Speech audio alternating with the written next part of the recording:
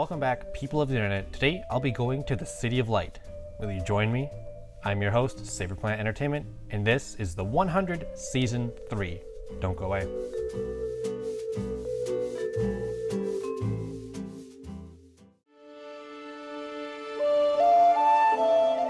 Part 1. Did I miss a season? So initially starting Season 3, I was like, okay, yeah, here we go. This is gonna be good. But then after the first episode, I was thinking, did I accidentally skip a season? Out of nowhere, Clark has red hair now. What the? Bellamy has a new girlfriend. What? Jasper out of nowhere was the comedic character turned newest welcome to the prison cell. And coming out of thin air, out of nowhere again, a whole new Ice Nation is introduced. I gotta admit, it was a bit of a rough go for the start of Season 3. Now the basic run of Season 3 starts to get better as things, progress and start to balance out a bit more. Clark gets back with Lexa finally, and the Ice Nation doesn't really last that long once the Queen dies.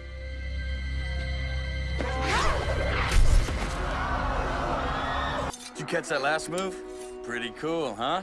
I thought you overworked it. Just a bit. Oh, you overworked it. Fun fact for Desperate Housewives fans out there, the Ice Queen is actually Mary Alice from Desperate Housewives. Crazy. Previously on Desperate Housewives. Now after this, it starts to get a little bit crazy with the whole City of Light plot, but we'll get to that later. Part 2. Let's highlight some characters. Kane and Jaha were two of my favorite characters in Seasons 1 and 2. But in Season 3, Kane really doesn't do a lot, but Jaha is one of the more major players. Except he isn't because he's been chipped, aka possessed by an AI. So he's not really there all season. As far as Bellamy and Octavia duo goes, this was a bad season for Bellamy. He does so many stupid things, i.e. killing 300 allies. That's not smart. But thank God he does have a good turnaround towards the end. Octavia, though, stays pretty neutral for this season in my opinion. Jasper, on the other hand, goes through some major melancholy depression.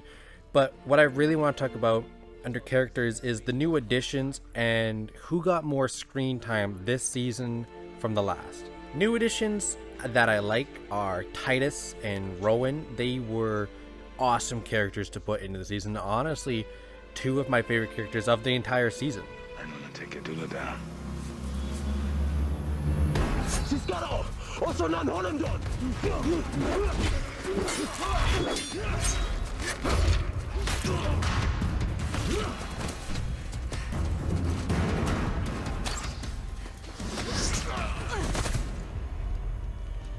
Monty and Harper, okay, wow, this has to be endgame. I have a feeling because they're not super main characters, they won't last that long, but I mean, wow.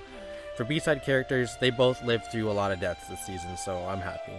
And, seriously, staying on Monty, he went through some main character torture this season. Nicely done today. I'm proud of both of you. Thanks, Mom. Now, as far as new edition characters I did not like, yeah, put your hand up if you didn't like Pike at the beginning. And I'm seriously questioning the writing this season because it honestly doesn't even make sense how he even came to power in the first place. This was 100% rigged election. Pike and all 10 of his supporters go out, kill 300 allies, come back into camp. They go, oh, we did it for the squad, guys. They get thrown in jail. Meanwhile, there's an election going on. Pike says, I want in, so he's in the voting ballot apparently. And Kane comes out and he's like, congratulations, Chancellor, you just won. What? But all 10 of his supporters were locked up. They were locked up. They didn't even vote. But you could imagine my reaction to this. And of the Exodus Charter give me both latitude and ultimate authority in determining your punishment. Now the season does move on, but the last character I want to mention is Lexa and how surprising her death was. I honestly, swear to God, thought she was going to be a mainstay character for a good number of seasons, but hats off to the writers for that curveball. That was literally out of nowhere. Part 3. I'm Saber Planet Entertainment, come Sky Crew and Tree Crew. And the Ice Nation in like the Water Tribe. Okay, wait. Now, in my opinion, this is more a pro than a con. As of Season 3, the amount of nations and like clans we have is a lot. With the addition of Ice Nation and whatever clan lived on the oil barge, there is a lot of clans going on right now, and I wonder how will this be balanced in Season 4. But more importantly, I'm curious as to how much more this could be expanded. We know that there are 12 other clans because when Kain took the mark, he was introduced as the 13th clan. So I'm curious, where are the rest of the clans? Other things I noted during the season is how crazy it could get. The whole take this chip and it'll take away all physical pain is a very interesting concept, especially when it actually works. Like, wow, I personally thought this is a game changer in one of the more subtle big moments of the season, which I think is the turning point of Season 3 where everything starts to flip into crazy mode, is Jaha can't remember his own son's name. That was like, whoa, what's going on here? The whole concept of the City of Light really is a crazy plot, especially for this kind of TV show, but I say it works.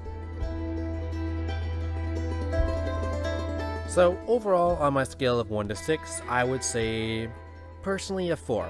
I believe this is the worst season, but for me at least, I liked it more than the other two. It was just a lot of crazy stuff, a lot of cool characters. Rowan and Titus, super badass. The majority of the season, there was constantly some sort of moment that got me annoyed, but I was more interested in this season and on the edge of my seat than any other. So that's it. The 100th Season 3 is done. What I'm looking at next is I'm moving on finally to Season 2 of Avatar: The Last Airbender. With my final words, I will say Sinclair deserved to live. Biggest rip of the season. He shouldn't even die. That total rip off. But for now, I'm your host, Saberplant Entertainment, and I hope you enjoyed this review. Peace.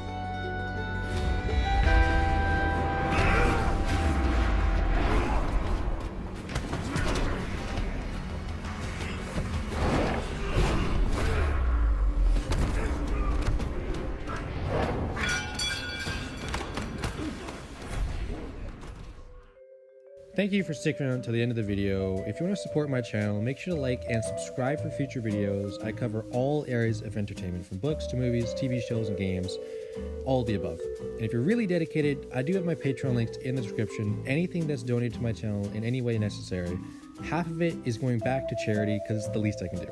So hopefully you enjoyed the video and have a great day. Peace.